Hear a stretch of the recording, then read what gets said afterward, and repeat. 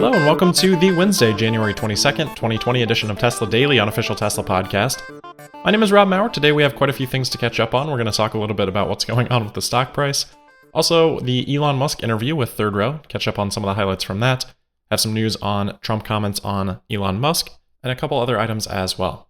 Alright, so a wild day for Tesla stock on the day today. The price swung about $35 throughout the course of the day, and even in pre-market, the stock was up about $30 from yesterday's close. So with all that said and done, Tesla closed the day at $569.56 for almost a $103 billion market cap.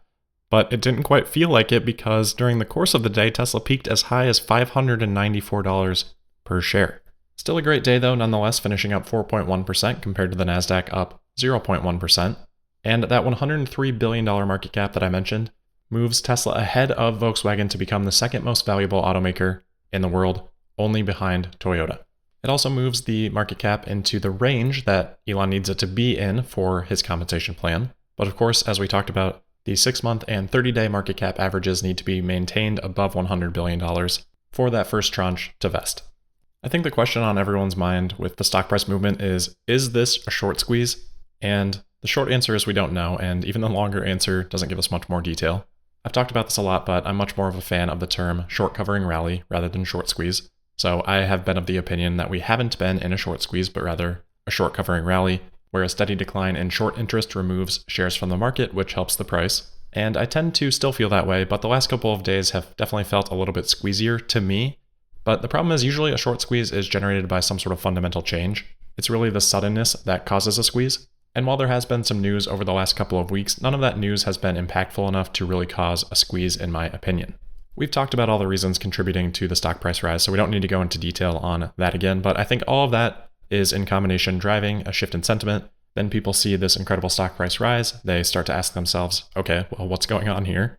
Re-examining their position on Tesla, or maybe taking the time to dive deep into it for the first time. And then you have the momentum and technical traders hopping on board as well. And then you also have short covering as a factor too. So I think it's just a combination of all of these things. I don't think it's just a short squeeze.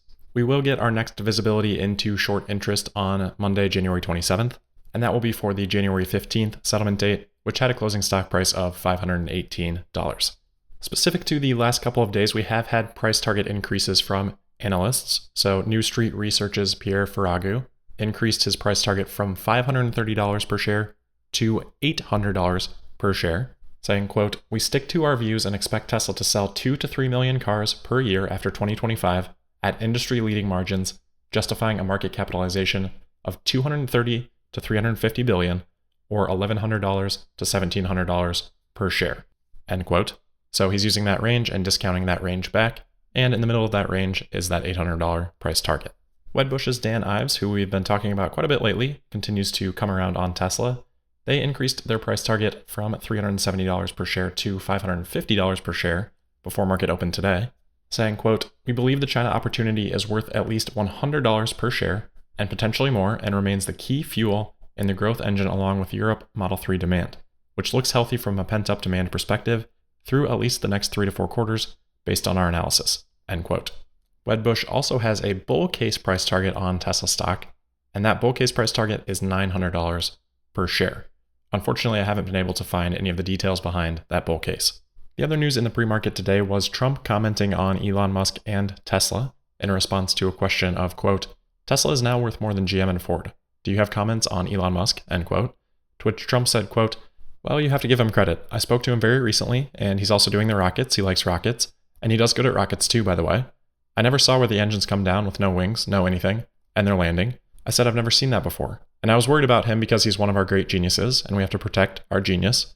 You know, we have to protect Thomas Edison, and we have to protect all these people that came up with originally the light bulb and the wheel and all these things. And he's one of our very smart people, and we want to cherish those people. That's very important. But he's done a very good job. Shocking how well, how it's come so fast. I mean, you go back a year and they were talking about the end of the company. And now all of a sudden, they're talking about these great things.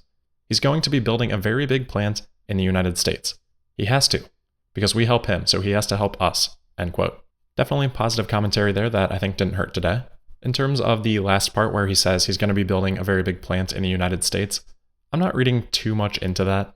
Maybe that could imply plans for another gigafactory in the US, which I think we all expect at some point. But this is very, very high-level general communication, and it's very politicized. Trump wants to show his constituents that Tesla growing equals good, so that's what he's going to say to demonstrate that. That statement, I think, could just as easily refer to the gigafactory in its current form and how it continues to expand, or Fremont, just as much as it could mean somewhere new. Either way, again, doesn't hurt to have that positive commentary. Next today, I just wanted to go through the unintended acceleration petition that we discussed on Friday. I'm sure most people have seen by now that Tesla has issued their rebuttal. Go through that really quickly. They say, quote, "This petition is completely false and was brought by a Tesla short seller. We investigate every single incident where the driver alleges to us that their vehicle accelerated contrary to their input, and in every case where we had the vehicle's data, we confirmed that the car operated as designed. In other words, the car accelerates if and only if the driver told it to do so, and it slows or stops when the driver applies the brake." End quote. They also pointed out that the autopilot suite helps mitigate those things, and also added, quote, "We are transparent with NHTSA and routinely review customer complaints of unintended acceleration with them. Over the past several years, we discussed with NHTSA the majority of the complaints alleged in the petition. In every case we reviewed with them, the data proved the vehicle functioned properly." End quote. So, yeah, as we expected, much ado about nothing here.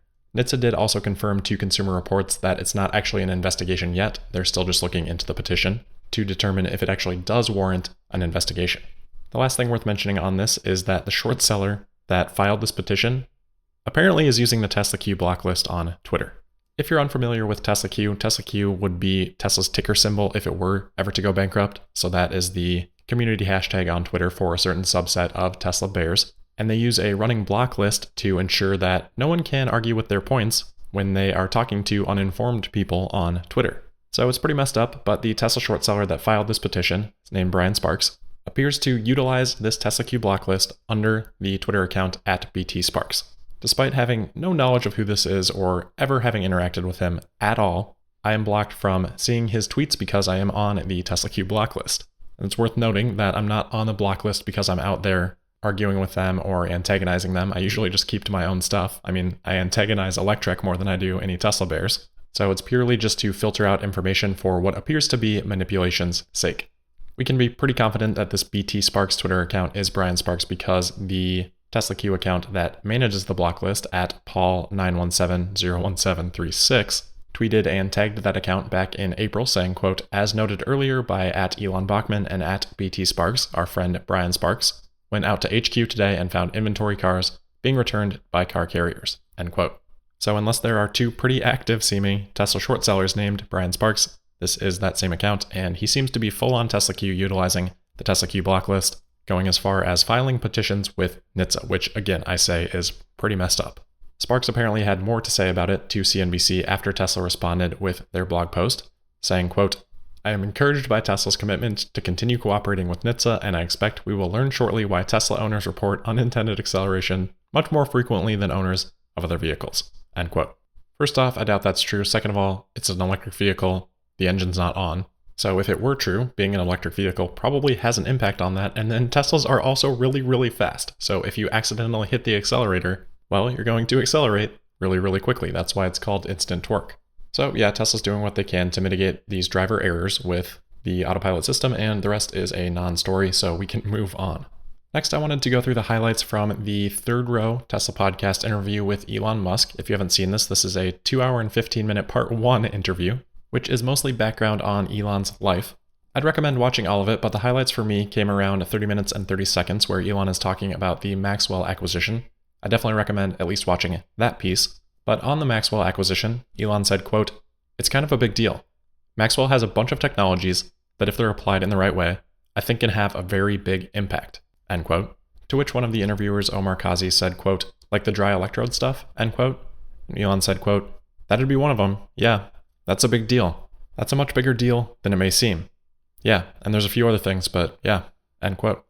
As if we needed more reason to be excited for Battery and Powertrain Day. Even aside from this quote, it's worth watching because Elon gets this sly little smile on his face while he's talking about this. He's definitely very excited about their battery roadmap.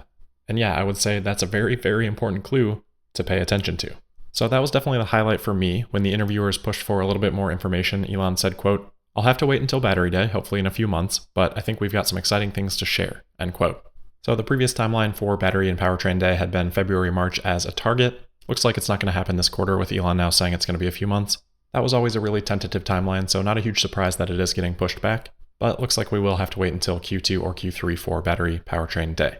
The other quick note from this interview that I wanted to mention was Elon briefly talking about competition and how they want to outsource battery technology all the way from cell to pack, later offering the insight of, quote, "The inertia of large existing companies is just hard to appreciate.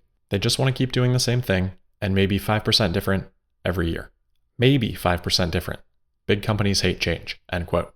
I think anybody that has spent any significant time working in or with a large company can appreciate that. The last thing today is some good news from Tesla in Michigan. They have been engaged in a legal battle over Tesla's right to sell and service vehicles in Michigan. They finally have come to a settlement in that case, with the Michigan Attorney General's office saying, quote, "Today the state of Michigan defendants, Secretary of State Jocelyn Benson, and Attorney General Dana Nelson filed a stipulation to dismiss with Tesla that recognizes that any Michigan resident may lawfully buy a Tesla and have it serviced in Michigan. The stipulation acknowledges that Tesla may operate under existing Michigan law, sell cars to Michigan customers as long as the sales contract indicates the sale took place in a state other than Michigan, and indirectly own service and repair facilities in Michigan through a subsidiary, Tesla Michigan," end quote. So it sounds like there will still be some hoop jumping required at the sale level, but the big thing here is that Tesla can now service its vehicles in Michigan. So maybe not a full win, but that's still a really big thing, and Elon clearly seems happy about it, responding to an article about the subject on Twitter, saying yay. So that will do it for today. As always, thank you for listening. I'd also encourage you to follow me on Twitter at Tesla Podcast, and if you want to support the podcast, you can find those details at patreon.com/Tesla Daily Podcast. Don't forget to subscribe, and I'll see you tomorrow for the Thursday, January 23rd episode of Tesla Daily. Thank you.